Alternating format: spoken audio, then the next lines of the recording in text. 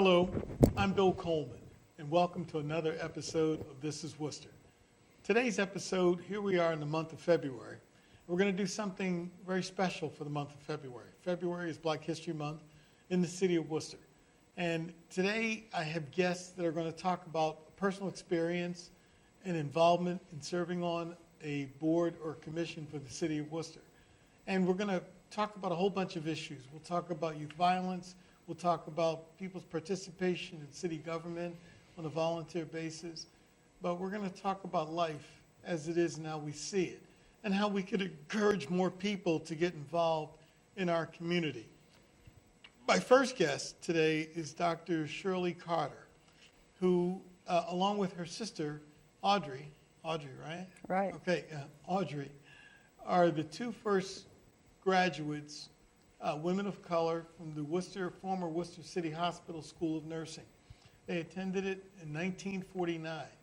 And today, Dr. Carter will share with us her experience on how she had to be voted, for her and her sister to be voted to attend that School of Nursing. Back then, the School of Nursing had a set rule that no people of color, no colored people, no black people, no African Americans, before we were called African Americans, could attend the Worcester City Hospital School of Nursing. I remember in 1949, this was funded by the city and by the state to provide RNs to people who wanted to get nursing careers. So we're going to start off there, and then we're going to talk about the Women's History Commission. Am I getting that right? The Advisory Committee on the Status of Women. The Advisory Committee on the Status of Women, and then we'll talk about the Human Rights Commission. So I'd like to start with Dr. Shirley Carter, and it was Shirley Barrow Carter. And I'd like her to introduce herself to us, talk about where she grew up, talk about her life a little bit, and let's talk about her experience trying to attend the Worcester City Hospital School of Nursing, how that all came to be.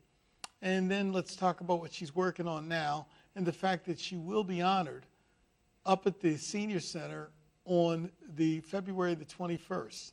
And let's hear her story. So I'm pleased to introduce to you Dr. Shirley Barrow Carter. And welcome to This is Worcester, and I'm so happy to have you here today. So please share your story with us, or tell us about where you grew up and how you grew up and how that all came to be. I came to be born in Boston, but moved into Worcester when I was probably 2 or 3 years old, and longtime Worcester resident. But the story about being nurses started with my sister when she was in the kindergarten. She decided she wanted to be a nurse. I really wanted to be an aviatrix or an eye surgeon. But by the time we got to junior high school, it was pretty clear I wasn't going to be an aviatrix, or I did fly planes later on, but fly a plane later on. But if in order to get an education as an eye surgeon, I was advised to go to Scotland, and I was not ready to leave the country for that kind of training. So at junior high school, my sister and I were going to good old Grafton Street Junior High, now middle school, Worcester's middle school. And we, in order to get in nursing and have the sciences that were required, we were going to classical high school. And Audrey's determination never changed. She was going to be a nurse since kindergarten. So our high school teacher was also junior high school teacher was also our homeroom teacher, and she taught Latin. And we had taken Latin 1, and she said, "Oh no, you girls aren't going to go to classical high school." We said, "Yeah, we are." And she said, "Oh, you can't possibly do that curriculum, and you'll have to take a continuation in Latin, and you won't be able to do that, and you can't go." I was like, really? And again, Audrey's determination and my follow along and back up said, "We're going to classical high school." And at that particular time, this is the 40s, we had opportunities in the city of Worcester, being women of color, to do house cleaning. I, at 16, had an a license to operate an elevator. And I worked at 306 Main Street on an old hydraulic, and I was very good at it. And the other occupations were like childcare, which both my sister and I did to earn money. But nursing was it. And she said, well, if you go, I'll have to fail you in Latin. You can't handle that curriculum. So in front of our classmates, she eradicated our passing grades and flunked us in Latin. And that gave me the fire and the fury to say, we're going to do it, and we're going to do it well. And Audrey and I graduated from classical high school in 1949. We thought that was a big chunk to kind of battle. But once we got out of classical high school and applied at Worcester City Hospital School of Nursing, the director, Margaret Dita, I can call her name now, she's passed away, was kind of shocked, and she assured us that they had never admitted women of color. They had had a few Jews, but if we took I think it was an IQ test and took a remedial class in fractions because we'd be doing pharmacy, she would also require the full tuition. She gave a whole list of things that we'd have to do to apply, and I don't think she ever expected to see us again. But we did all those things and got admitted to Worcester City Hospital School of Nursing, and it was after 6 months that our nursing arts director, who I thought was my Florence Nightingale, called us into her office and wanted to tell us something, how much she regretted her vote. Had no idea what she was talking about. And she said, well, in order to admit you to the Worcester, City Hospital School of Nursing, the faculty had to vote, and the city council approved, but they asked us, and we all voted no, and then they put it to the students, and they all voted 100%. And we figured, well, they're the ones that have to live with them, so we relented. It's like, OMG, that's my goodness. My goodness. I left that interview with the director of nursing arts feeling ill. It was just like, this woman who I admire, this is what really came to pass. Well, the good news is we had the 3 years, we had a lot of support, we had our classmates, other instructors, physicians. One physician was advocating for us because he thought there was just one of us, and I was working the night shift as a student, 17, 18 years old, working nights, going to college in the daytime. We took all our basic sciences at Worcester, was then Worcester State College, the old teachers' college. And he said he went down to complain to the supervisor that they were working that colored girl day and night because we looked a bit alike. And actually, we're Irish twins, 11 months between us. So we had a lot of advocates and a lot of support from our classmates, and the 3 years went wonderfully well, challenging, but wonderfully well. And when we graduated, the city of Worcester actually put on a ceremonial dinner dance for us because it was such an extraordinary thing. And at that dinner dance, one of the city councilors at that time ran up. His name was Happy Farrell. And he said, "Oh, I got you in. That's how you got into City Hospital. I voted you in." It was like, holy cow. That's the beginning of my story. And it's interesting when you think that the first time that you were aware that there was a vote is when this person who you respected and thought professional was, called you to her office and said, I got to tell you, but just to think of the people who tried before you. And, do you know about anything about those who came shortly after you had bushwhacked through the woods and cleared the path for other students to go to the Worcester City Hospital School of Nursing? And throughout its tenure before it closed, did they ever invite you back, you and your sister back, to share your story? about how it all came to be, that Worcester City Hospital admitted its first women of color, because at that time it was all women. And Worcester City Hospital closed not too long ago, but it was a few years back. But they never invited you back. No, they never had to invite us back. We came back. We joined the Alumni Association, and Audrey and I went to every annual meeting there was. Actually, you said, it was all nurses. No, I'm proud of the Worcester City Hospital School of Nursing. We always admitted men. Even in the 1800s, really? We had male classmates. They lived off campus. They had their own apartments, and we all lived in the dormitory, which was like a nunnery. But indeed, we had male classmates. And I know after we graduated, there was one other man of color, and I think he came to one reunion, and one young woman, but I never got to know them well, and it was years, many years after we had graduated. Our graduation was 1952, and I'm not sure how many years it was before others applied. But we were told right out front, go to Harlem Hospital, go to, New York. Go to New York or go to D.C. to Howard University. Why are you wasting your time wanting to go to City Hospital? Because it was one of the best training schools there was. Proud graduate.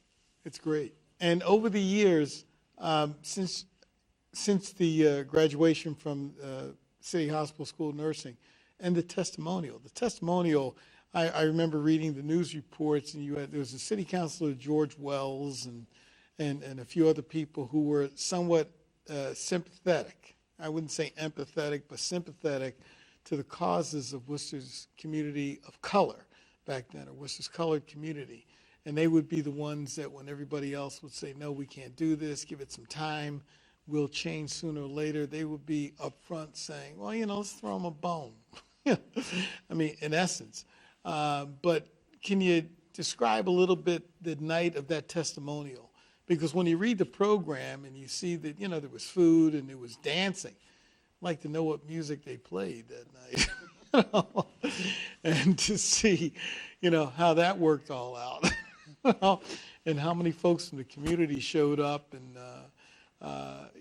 so if you can go back with us a little bit and tell us about that testimonial and what it ended up, other than, working those poor little colored girls to death. But what else you ended up doing in your life that was influenced by your experience at Worcester City Hospital? What else I did in my life? Good boogly woogly. I did everything that I set out to. And again, I followed my sister's determination. It was like, you say I can't? Well, I'm going to try, and you just, better find a good reason why I can't. The testimonial was overwhelming. I can remember trying to figure out, what are we going to wear? What are we going to do? And if you notice the pictures, both my sister and I had the same dress on. My mother had a habit of dressing us alike. My neighbors still call us the twins. And we never thought anything other than dressing the same. I look at it now and I say, we decided to wear the same exact dress. But it was overwhelming. It was like, and again, when the councilman ran up, and his name was Happy Farrell, and that name was unforgettable, and was so proud because he was, part of the permission to let us enter City Hospital. It was another flabbergasting moment. It was just a very splendid occasion and a bit overwhelming. And how did the community come out for this? Did the community come out? Did you see a lot of folks from the different churches? I don't know if I saw anything. And I wasn't that much of a dancer either, so it was like... And you had it at the Bancroft Hotel. Yes. Which was the spot in Worcester. That's where all the proms happen, weddings happen. And the Bancroft Hotel, the building is still right on the Worcester Common, but it's amazing to think that that's what you experienced, what you went through. But if you can give us a snapshot into the city of Worcester back in the 50s, from what you could recall. I mean, we had 2 black policemen that were hired around that same time. Spence, I think his name was George Spence. And then there was Earl Holly, the two black police officers. And then we had, let me see, all these guys were Second World War vets, and their names were on the honor roll down at Lincoln and Belmont Street. But I'm thinking of the one poet that was with the police officers, a gentleman who wrote a poem called "I'm Black and It'll Come to Me Before the End of the Show." But you know, what was Worcester? What was a snapshot of Worcester like? If you can go back and just kind of share with us, where did you get your dresses from? Did you get them from Denholm's, Neiman, or some of the dress shops in Worcester? Have no idea. I know we didn't make them because many of the dresses that we wore, my sister Audrey sewed, so they were commercially bought. But I doubt if they were bought at Denholm's. Well, Denholm's wasn't hiring at that time. You could work in Denholm's. You could run the elevator. Oh, okay. Like I say, I was very proud at 16 to get my license to run an elevator and level off at the floor. And literally, it was like a cage. You know, you could see through the floors when you went up. You'd pull it, draw the door closed, and you could see every floor as you went up. And where did your family go for vacations?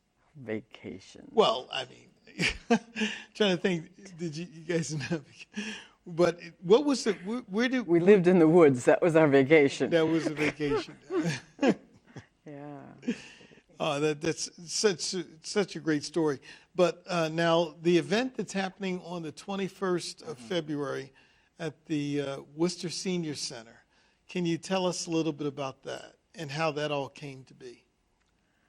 That came to be because someone figured this is Black History Month, and we have these two women who graduated in 1952, and that history isn't, I think you said, were we ever invited back to City Hospital? No.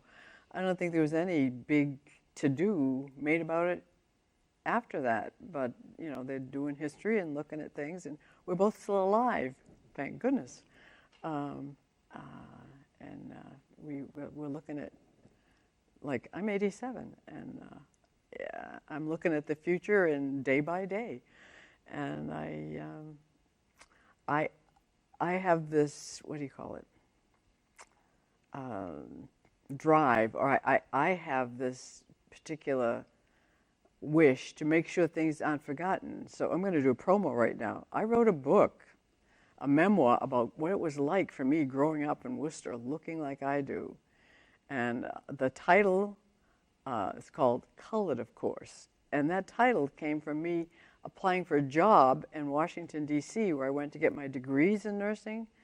And I went to the Catholic University, and they did not accept black students, so I couldn't get my degree in Washington, D.C. So I wrote the memoir about those amazing nursing experiences. And then I wanted to make sure that my grandmother's oral history wasn't lost, because my grandmother was the daughter of a woman who was involuntarily enslaved. My grandmother's mother would tell me stories about her mom, Mary Jane Lee Washington, and I would sit by her rocking chair and just listen to those stories. I didn't want them lost. My grandmother's brother was George, my Uncle George, and he lived to be 104. I knew my grandmother's oldest brother. They left him on the plantation when they left before the Civil War, and he had to find the family after they grew up. And my daughter was in my arms at Uncle George's funeral. I'm going to actually pull out those books. And I want to talk about those books and how people can get a hold of them. And, I mean, it's incredible. Colored, of course. I remember coming to Worcester in 1973, and although I came to Worcester to study to be a Catholic priest, back in 1973, the term colored was very commonplace. And I grew up in Philadelphia, very kind of I didn't grow up in a radical environment. I grew up in a middle-class environment. My mother was a nurse. My dad drove a truck, and we had what we needed. But we lived in a pretty mixed neighborhood a couple of times. But I sit back and I think, when I came to Worcester and people were like, "Oh, you're from Philadelphia," well, there's a lot of colored people up here from Philadelphia. And back then, having grown up with the civil rights movement, I would say to people, "Well, what color were they?" And they'd say, "Oh, come on now, you're not one of them, are you? What do you want to call yourselves?" And I would like sit back and go like, sometimes I had this with some of the priests that I was studying with, some of the older priests, but the La Salette priests that I studied with were a French group of priests in Attleboro, Massachusetts. They have a great Christmas light display every year. But they weren't ready for me, and I wasn't ready for them. I wanted to be a missionary, travel around the world, and do all kinds of things. But what I'd like to do is, and I'm going to hold up one of your books. This book here is called Colored, of Course. And I can tell you where the title came. That interview to work at Georgetown University Hospital, my mother, again, you asked about the conditions in Worcester. My mother said, on every application, when they ask for race, put a capital C. They'll think it's Caucasian, and you'll at least get to the interview. And when I finished the interview with the director of nurses at the Georgetown University Hospital, she was impressed with my RN grades. They look at what your scores were when you were, and it was just very engaging and interested. And I'm leaving the interview, and she says, "By the way, Miss Barrow, the capital C on your application, what does that?" And I said, "Oh, that's for colored, of course," because my mother had trained me well on how to deal with what life was like in the 40s and 50s. That's a nice thing, when you say somebody put a capital C, when they said put down race, and the capital C was... Georgetown had never hired a colored nurse in the history of the hospital. Yeah. And it was the first time.